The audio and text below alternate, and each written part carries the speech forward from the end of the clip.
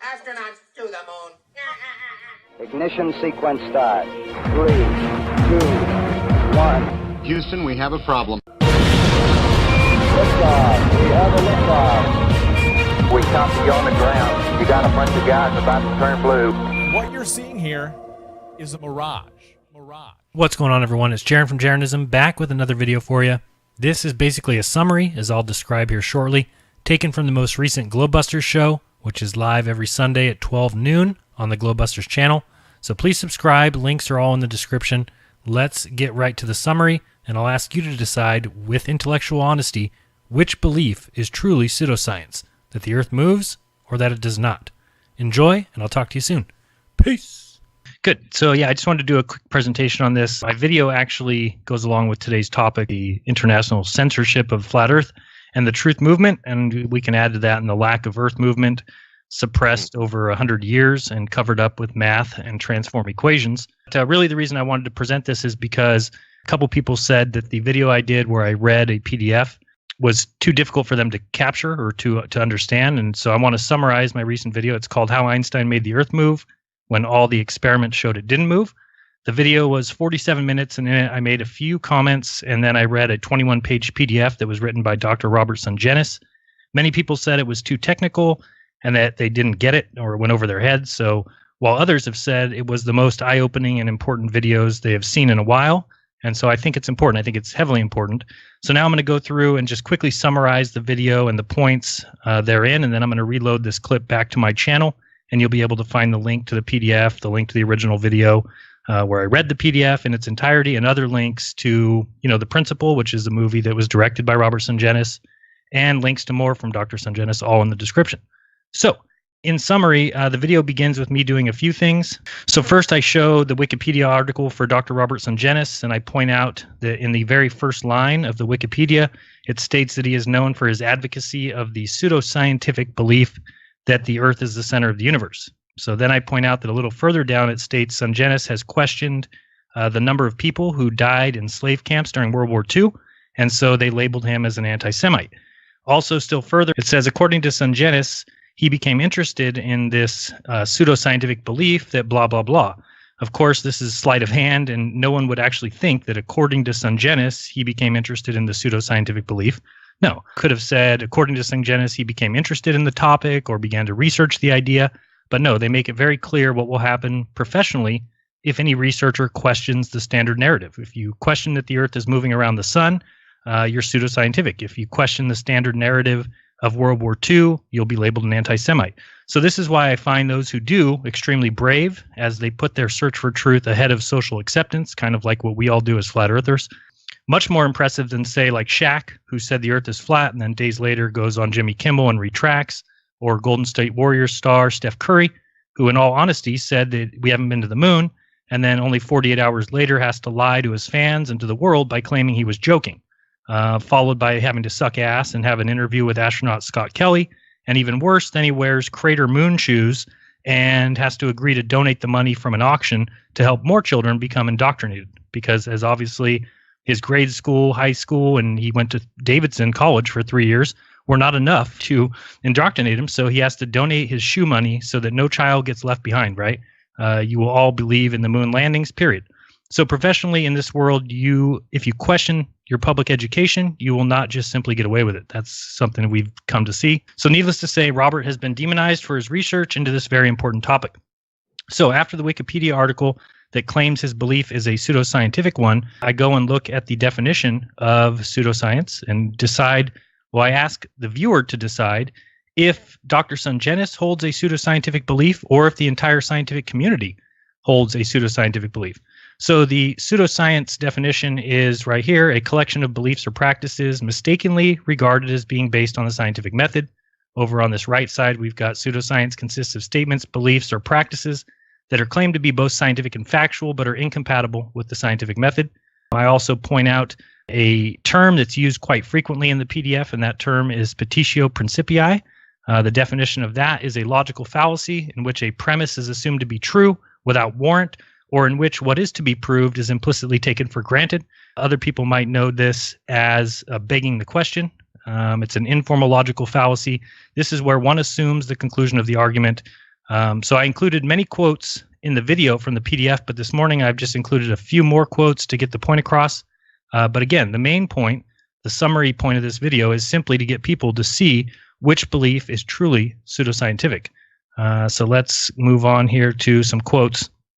Francis Bacon said, man prefers to believe what he prefers to be true. I think that couldn't be more well said. We got Carl Sagan, who says, if we're not able to ask skeptical questions, to interrogate those who will tell us something is true, to be skeptical of those in authority, then we are up for grabs for the next charlatan, political or religious, who comes along rambling. So it's kind of funny that in this little quote by Carl Sagan, he leaves out the fact that this same can be true for scientific beliefs and understandings. If Robert Sungenis is not able to ask skeptical questions, or we aren't, without being labeled as pseudoscience, without being called an anti-Semite, then we are just up for grabs for the next charlatan, aka a science class, if you will, social class, who comes along saying that we must believe everything that they say is true. So if we go to the next quote here, this is where I was just telling people the point of the video was for you to decide by the end of the video which belief is correctly described as pseudoscience. We just looked at the definition of it, but I figured it should be pretty easy to figure out which belief is not based on the scientific method. Is it the belief that the Earth spins, or the belief that it does not? Because remember, we are all taught that the Earth goes around the sun, and we're taught that as fact. Well, once you listen to this entire PDF, you would see that all tests, and I mean all tests, have showed that the Earth did not move through space or around the sun. You have to understand that Einstein then comes along when tests showed the Earth didn't move. And so what tests or experiments did good old Albert do to show those tests were wrong and actually prove that it does move? The answer is none. He did no experiments, no tests. He introduced transform mathematical equations to make it so one would still believe that the Earth moves. Remember, tests show the Earth does not move. Every single test, we'll look at some quotes here in a second that show that. What did Einstein do? He came up with math that said the arm of the testing apparatus actually shortened, called length contraction. Well, if you just think logically about length contraction, if we know that any item moving then can't get where it's going at the same speed as it did before it contracts, so then you have to introduce time dilation. And if length contracts and time dilates, then we know that mass must also contract. So then we have all those. So let's note, never in any test has length been shown to contract, and never in any experiment in the history of experiments has mass been shown to contract. So he simply uses math to allow people who have seen the experiments that prove Earth doesn't move to still believe that it does move. So as long as time dilates, length contracts, and mass contracts, so that any test will show Earth doesn't move until you add these transform mathematical equations. So I pointed out that the videos for truth seekers only, as always, as all my videos are, because if you hate the idea of flat Earth, if you hate the idea of there being a creator, you have already sold into this idea that the Earth is 0.000000001% of the entire universe, which I'd have to add many more zeros there. It would take me the rest of the show. When really, if you look at the situation, it might be that the Earth is all there is. The Earth is 100% of everything, and we've been completely fooled again by this whole flip-flop kind of mentality. Here's a couple more quotes by H.L. Mencken. The plain fact is that education is itself a form of propaganda, a deliberate scheme to outfit the pupil, not with the capacity to weigh ideas, but with a simple appetite for gulping ideas ready-made. The aim is to make good citizens, which is to say docile and uninquisitive citizens. Totally true there, I believe. I also use this quote a lot by Abu al-Hazen. He said, "The seeker after the truth is not one who studies the writings of the ancients and following his natural disposition puts his trust in them, but rather the one who suspects his faith in them and questions what he gathers from them, the one who submits to argument and demonstration, the one, and not to the sayings of human beings." So remember, we're talking about the one who submits to the demonstration, to the experiments, to the tests, and we're going to learn which one really actually follows that line. Is it the one that the Earth moves or the one that it doesn't? And not to the sayings of a human being whose nature is fraught with all kinds of imperfection and deficiency, which we should know about every human being.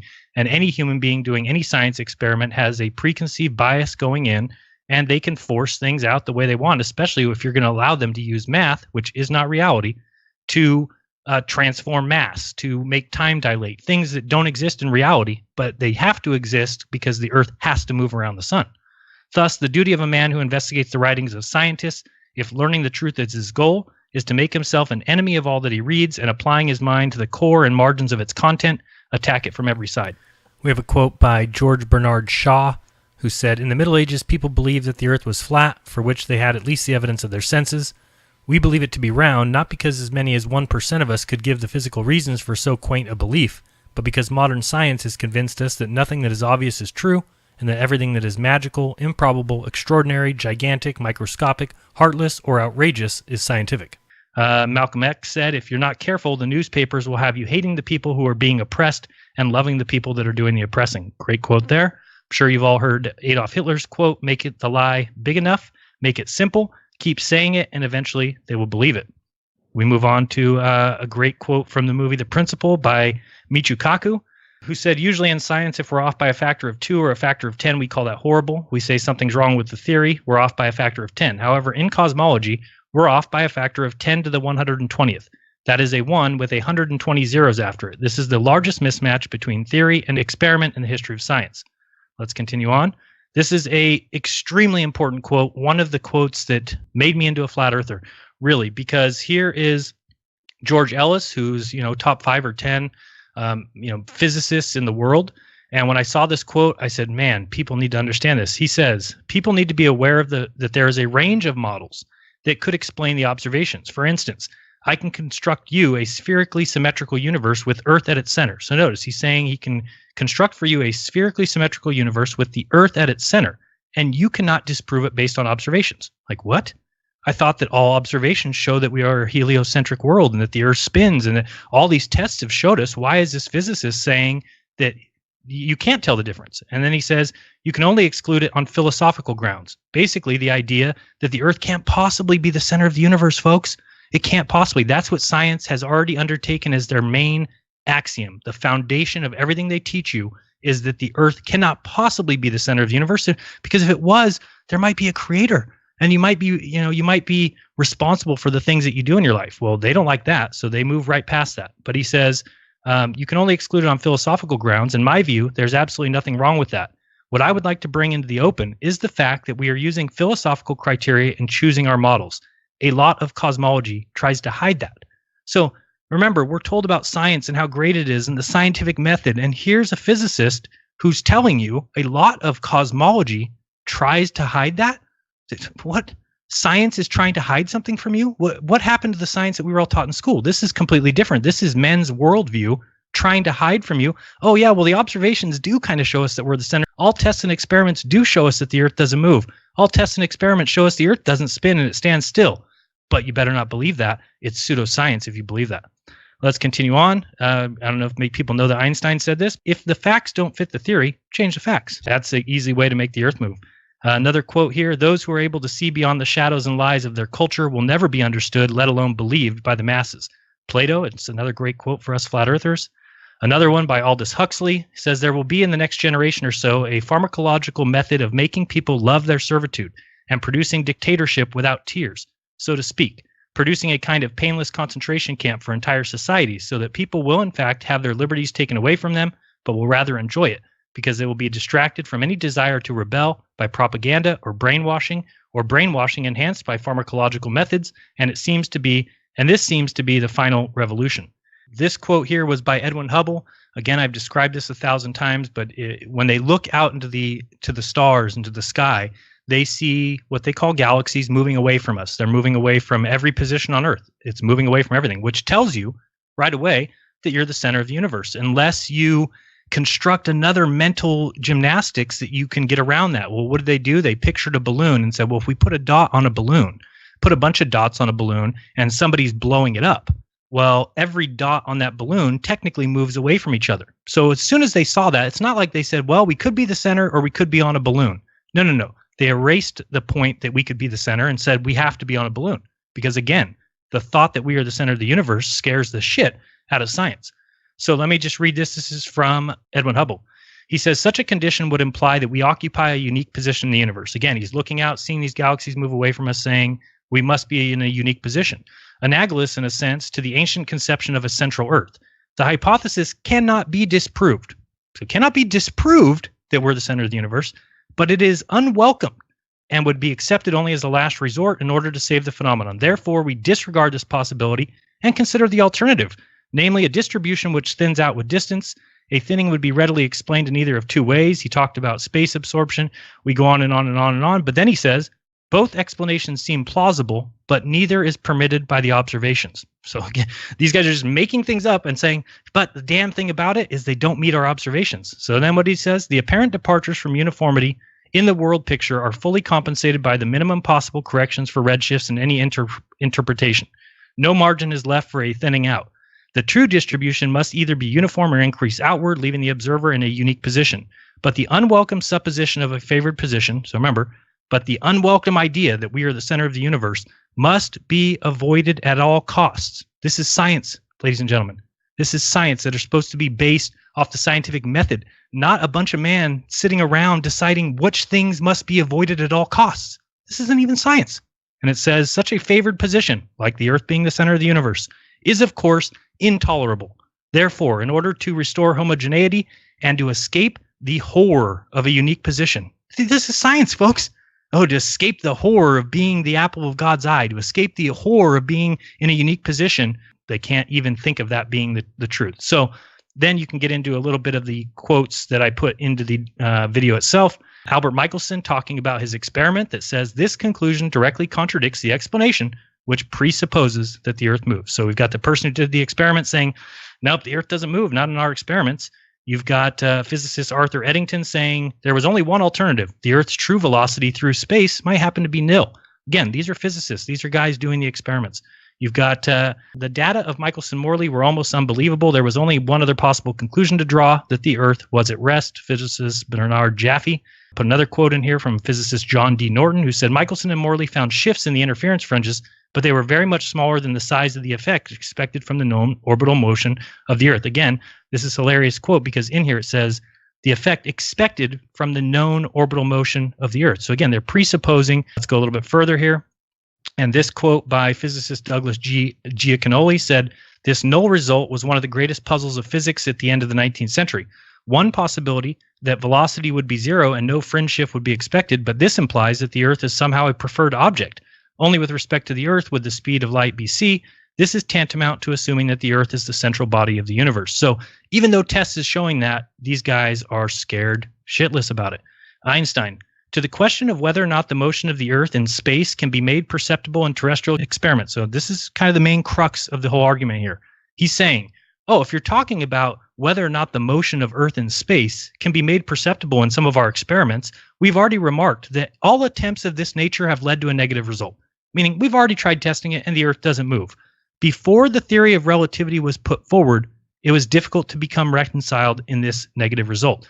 And the theory of relativity is the one that employs the transform equations, the one that says, oh, the arm of the apparatus is shortened, the time is dilated, the mass is contracted. These are mathematical equations that have never been proven and yet must be employed to make the Earth move.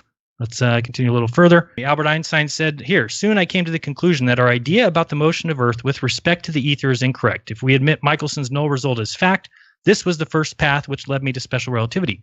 Again, just pointing out that you have Einstein, who came in after the Michelson-Morley experiments proved that the Earth didn't move, and he used his ideas, his mathematical equations, his conceptions in his mind to erase what the tests had shown. As we can see here, it's all done by mathematics. There's not one iota of physical empirical proof to that theory that time dilates, length contracts, mass contracts. Einstein said later, I have come to the belief that the motion of the Earth cannot be detected by any optical experiment, though the Earth is revolving around the sun.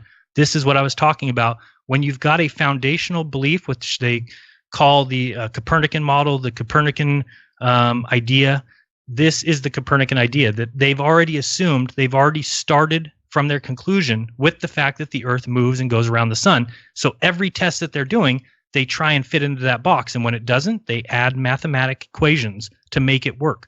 That's the point of the video. Again, this is just to kind of finish it off. You got a little quote here about relativity. Talks about, according to special relativity, there is no absolute space or absolute time. So if two objects are moving relative to each other in empty space, it would accurately be impossible for an observer to tell an absolute velocity. Maybe only one of those objects was moving and the other was stationary, for example. But you wouldn't know which was true because their movements are relative to each other, not to any external reference frame, assuming the reference frame is not accelerating. So we've got a problem here. Again, what they're saying is that, well, according to relativity, which is what Einstein brought around, there is no way to ever tell which is actually happening. Whether you're on the Earth, it may look the sun is moving around you. If you're on the sun, it would look like the Earth's moving around you. So he came up with this idea of relativity. But if relativity was true, then they couldn't teach in schools which one is actually happening. But again, go to any classroom, go to any physicist, go to any science buff, and ask them whether the Earth spins around the sun or the sun spins around the Earth, and they'll laugh in your face and tell you, well, of course this Earth goes around the sun. But as we just showed you, it doesn't work with relativity. If relativity is true, then you would never be able to know. So that's basically just a shortened presentation about how Einstein made the Earth move when all the tests and experiments showed it didn't. But that's the summary that you need to understand, is that there is no test, there is no experiment that shows that the Earth moves. So when you look up the definition of pseudoscience, and I'll go back to it one more time, when you look at pseudoscience, you need to ask yourself the question, which is the true pseudoscientific belief? If it's a collection of beliefs or practices mistakenly regarded as being based on the scientific method, well, the one that goes based off the scientific tests and observations is the one that says that the Earth is the center and does not move. The one that is based off of men's conceptions and mathematical transform equations is the one that tells you the Earth moves. So that's all I got to say. In the end, clearly you should be able to pick out which belief is pseudoscience. If you want to believe that the Earth moves, science will never get you there. Math will, but science won't. If you want to believe that the Earth stands still, every scientific test ever performed on that subject will lend you to that belief that this Earth does not move. That's it. Yeah, well said, man. Well said, and so many good quotes that we could talk about all day long in there. But I think the gist of it, and I totally agree, and I saw the video that you put out, well done.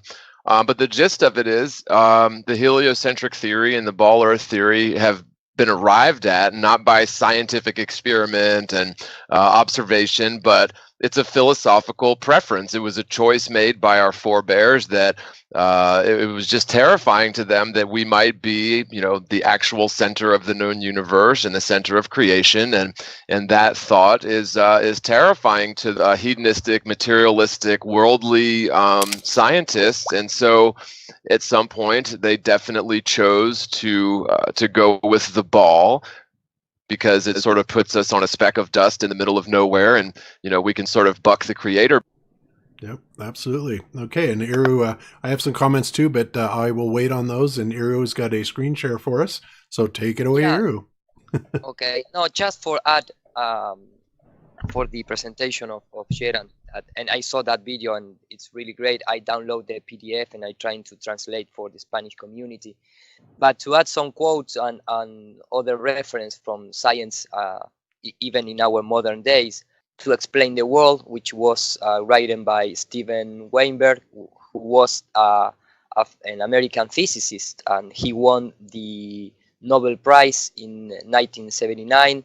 He said, like, if we were to adopt a frame of reference like Tycho, in which the Earth is at rest, then the distant galaxies will seem to be executing circular turns once a year, and in general relativity, these enormous motions will create force akin to gravitation, which will act on the sun and planets and give them the motion of the Tychonic theory. Newton seems to have had a hint of this in an unpublished Proposition 43 that did not make into the Principia. Newton acknowledged that Tycho theory could be true if some other force besides ordinary gravitation acted on the sun and planets. And I don't know if you said this quote, but the same Henrik Lorentz needs to refer, like, briefly, everything occurs as if the Earth were at rest. So the top minds, the supposedly top minds of the world, they didn't can prove the movement of the Earth, circling the sun.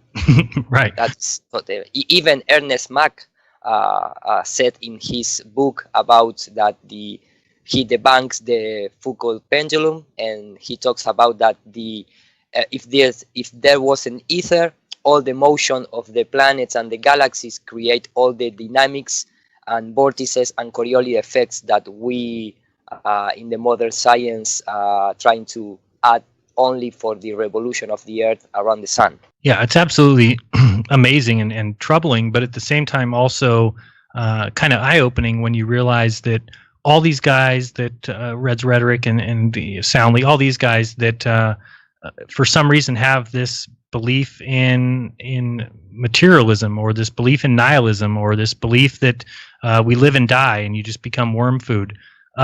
So when you recognize that the entire theory that science is based off of, as far as the Earth moving and the shape of it and gravity and everything, is created by men with that same worldview, then you understand why they have to adopt it, why they have to back it, no matter what, because the alternative is completely what they're afraid of, right? I mean, that's the worst thing in the world to them, and this is hard for us to realize. But flat Earth is the F word, truly, for some of these scientific believers. It is the absolute worst thing they've ever heard, because it means that their belief system that they are so heavily into might actually be wrong, and in a way that doesn't favor them at all. It actually exposes a lot of what they do and a lot of what they say and a lot of what they believe.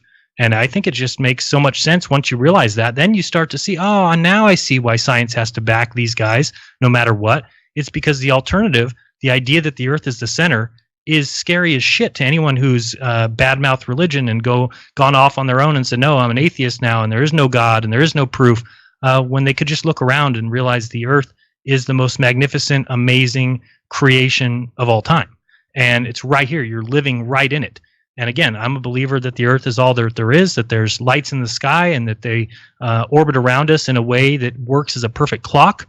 And so imagine that we've had something that if we would have grown up without this belief in the spinning Earth and with people walking on the moon, we would have recognized the Earth for what it is. We would have realized that we're special to be placed here. And instead, science has taken the Earth being 100% of the universe and removed it to the point where it's 0.00000, 10 to the negative, I don't know how many zeros you want to add. That's what percent of the universe they've made the Earth. It's incredibly sad. Yeah, totally agree, man. Totally. I just want to disprove relativity in a short fashion here.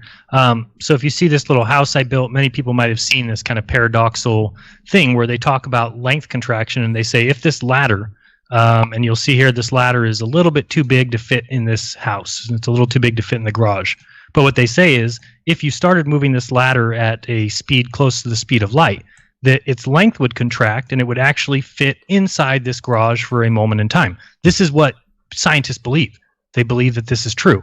Well, the problem with that is, and I'll disprove it real quick, that if we're talking about relativity, as Einstein states, then you could also place the ladder here and you could then move the house. So now if we take because we don't know which one, right? It's relativity. We don't know whether the ladder's moving or the house. It's impossible to say. So if we start moving this house at the speed of light. Which is absurd. Which is absurd. But let's say we move at the speed of light, well then its length would contract and then it would be smaller and it still wouldn't fit the ladder. So just like that, I just disproved it. Because if relativity is true, then you can't say, well, the ladder's moving at the speed of, well, you don't know which moving. You don't know if it's the ladder or the house. And if the house is moving and its length contracts, then what happens? The house gets smaller and the ladder still doesn't fit. Well, there's also another huge problem with that too, because Einstein said in his special theory of relativity that as objects increase and get towards the speed of light, their mass becomes infinite. Oops. It's such nonsense. It really becomes sad when you look at these things and then you realize, well, people don't really believe this, and then you find out, oh no, the entire scientific community believes in this. This is required in their model because you need relativity in order to, again, get away from the fact that the Earth in all experiments is proven to not move. Not move.